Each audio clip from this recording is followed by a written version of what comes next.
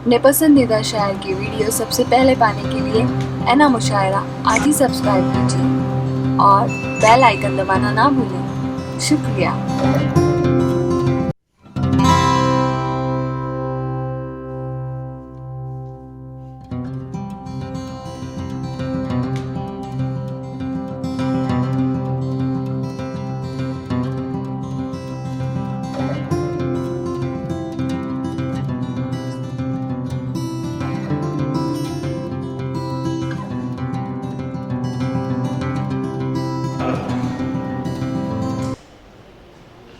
تقریر کی لذت بھی اپنے آپ میں بڑی شے ہے، اور اللہ نے جسے لطف کی گھڑی سے نوازا ہے کہ لطف کو سو ناز ہے تیرے لگے حساب سے۔ مہاراشٹر والوں کو جس شخص پہ فخر ہے، جسے ہم خطیب کوکن کے حوالے سے جانتے ہیں، وہ نام جناب علی ایم شمسی صاحب کا ہے کہ آپ کی حکمت پہ ارباب نظر کو ناز ہے، آپ کا سارے زمانے سے مقام ہے۔ بہت ہی محبت اور عقیدت کے ساتھ عالی مرتبہ جناب علی ایم شمسی صاحب سے کہ اپنے مختصر خیالات سے توازن۔ السلام علیکم ورحمۃ اللہ وبرکاتہ۔ کچھ تو ہوتے ہیں محبت میں جنوں کے آثار، اور کچھ لوگ بھی دیوانہ بنا دیتے ہیں۔ اس وقت سچائی کے ساتھ کہہ رہا ہوں، 1953 سے بمبئی میں ہوں۔ یہ شہر اردو کے لیے بجھ سا گیا ہے۔ جو جلسے عالمی جلسے یہاں، جو انڈو پاک جلسے، اور جو سامنے ماحول تھا اور بڑی شخصیتوں سے بیٹھنے سننے کا موقع تھا، وہ لگ بھگ ختم ہو گیا ہے۔ میری اپنی کیفیت کو آپ سمجھ لیجیے، میں میرے بازو علی احمد خاتمی صاحب بیٹھے تھے، انہوں نے ان کو پڑھا ہے، میں ان سے ملا نہیں تھا، اور جب مجھے معلوم ہوا کہ میرے بازو پہ اور شخص یہ میرے دل و دماغ پر چھایا ہوا ہے، تو میں نے ان کا ہاتھ کیا اور انہوں نے دستبوسی کی۔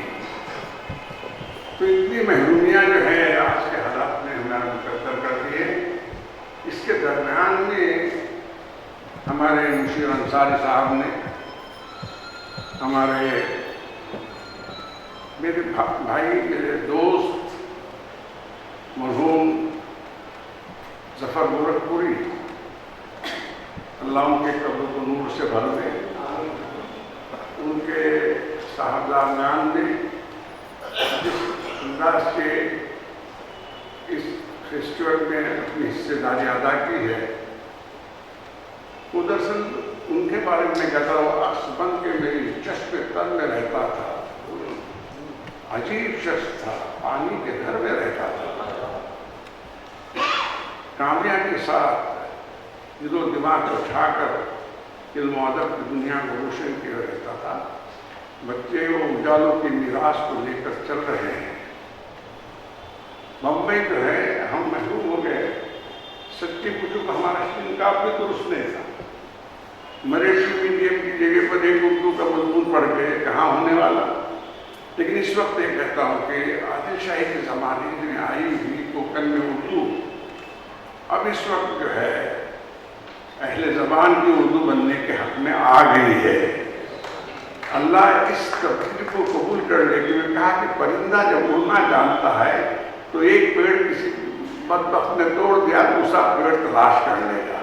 اردو کا بھی ایسا ہی حال ہے کہ اس کو اگر یہاں سے وہاں سے نکال دیا جائے گا تو پورے عالم پہ چھا جائے گا۔ جو لوگ یہاں بیٹھے ہوئے ہیں، پہلی بات تو یہ ہے کہ بیچ میں 2-3 منٹ بات کر کے جن باتوں کو مجھے پہنچانا ہے سننے کے لیے میں بیٹھا ہوں۔ آپ کو ہمارے حسن کمال صاحب تو سدائے ساتھ رہے، ان سے ہم استفادہ کرتے رہے۔ میں یہ کہتا ہوں کہ میں نے لگ بھگ 40 سال پہلے خط لکھا تھا۔ ہمارے علی گڑھ میں وہ صدیقی صاحب کون تھے جو جن کی بیٹی یہاں تھی، ہاں رشید احمد صدیقی صاحب کو خط لکھا تھا کہ جمہوریت پر ایک بچوں کا میگزین ہم شائع کر رہے ہیں، اس کے لیے پیغام دے دیجیے، اور کچھ لکھا تھا۔ تو انہوں نے کہا کہ तमाशा ये है कि हालात मखदूश होने के बाद लोग रोने पर आमादा हो जाते हैं। रोने से हालात बदलते नहीं। उर्दू पर रोने वाले बहुत है, उर्दू पर मरने वाला कोई नहीं। मरने के मानी जो है ये है जो आप कर रहे हैं।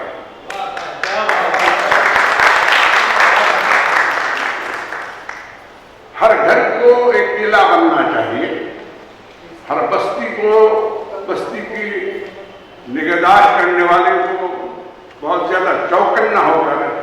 अब देखिए अंग्रेजी पढ़ रहे हैं, ये अलगार है, उर्दू पर अलगार है, लेकिन उसके बाद एक चारा भी नहीं है ना। तो चारा में तो इतने आप लाचार कैसे हो गए?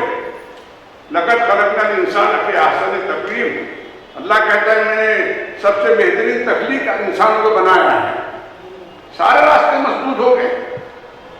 मैं छोटा सा तजुर्बा आप बड़ों के को इज़हार करता हूँ कि मेरे घर से उर्दू नहीं गई,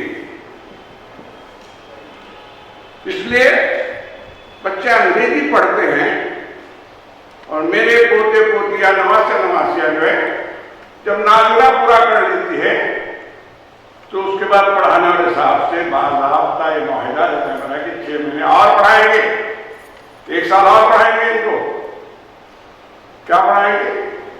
मौलवी इस्माइल मीठी की 5 किताबें। सुन लीजिए, हर घर को किला होना है तो उर्दू पर बातें करके नहीं हो गया मसला। और मैंने देखा है कि मेरे बच्चे 3 मैगजीन घर में आते बच्चों के, अंग्रेजी मीडियम के बच्चे उर्दू पढ़ते भी बोलते तो थे और लिखते भी। ये माहौल इस वक्त ऐसे हालात जब आते हैं तो हर शख्स जो है अपना अपनी हिस्सेदारी उसकी हो गई। आज कई दिनों के बाद ऐसा मजमा देखने के लिए जो आंखें तरस रही थी, ऐसे लोगों को देखने के लिए बेताब थे हम।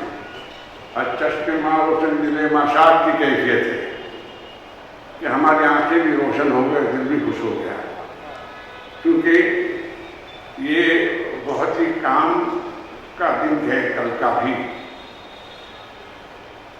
हम सबको इसमें हाजिर रहना चाहिए। ये नायाब मिलने के नहीं, नायाब है हम। ये लोग आगे हैं, इनकी हम सबको बहुत ज़्यादा कदर करनी चाहिए। हमारे मोहम्मद शफी अयूब साहब जो है मुस्तकिल इतनी अच्छी उर्दू बोल रहे हैं कि वो बात वो शेर बड़ा चलता है ना, तू करे बात तो हर लफ्ज़ से खुशबू आए, ऐसी बोली वही बोले जिसे उर्दू आए। तो आज जो है कानों में रस घोलती हुई तमाम बात सामने आ रही है, इसलिए मैंने कहा कि मैं कोई तकरीर नहीं करूँगा। मुशीर अंसारी साहब और मेरे दोस्त के दोनों फर्जंदों के अलावा जो लोग आपके साथ हैं वो अपनी इखलास के साथ इस काम को करते रहे। मैं ये भी कहता हूँ कि तू अपनी नीयत की हिफाजत कर, अल्लाह तेरी हिफाजत करेगा। उर्दू के तरक्की के लिए आपने नीयत करनी सही इखलास के साथ, तो फिर ऐसा काम आपके सामने आएगा। दूसरी बात जिसकी तरफ मुझे आपको मुतवज्जो करना है, सच्चा काम और अच्छा काम जो है वो करने के लिए काम करते वक्त अपने ज़ात की नफी करनी पड़ती है। अपनी ज़ात को शामिल रखेंगे तो आपको कुर्सी की ख्वाहिश होगी, आपको किसी और नफे की ख्वाहिश होगी। तो उर्दू के लिए काम करते वक्त आप जो है तमाम जज्बात से खाली होकर अपने ज़ात की नफी करके जो है उर्दू के लिए काम कीजिए। अल्लाह आपको महरूम नहीं रखेगा। आज ऐसे लोग भी महफिल में बैठे हुए हैं, उनको ऊपर बैठना चाहिए था, बैठने के हकदार हैं। मैं शुक्रगुजार हूँ क्योंकि जो मेरे बंदों का शुक्र अदा नहीं करता वो अल्लाह का, जो मेरा अल्लाह का बंदों का शुक्र अदा नहीं करता वो मेरा भी शुक्र अदा नहीं करता। तो भाई मुशीर, इम्तियाज़, अयाज और तुम्हारे रुफ़का का मैं शुक्रगुजार हूँ कि मेरे हुजूर ने ज़र्रे को आफ्ताब किया। आइए इसके बाद लोगों की बातें सुन लें और अपने दिलों दिलों दिमाग को उजालों से मुनव्वर कर दे।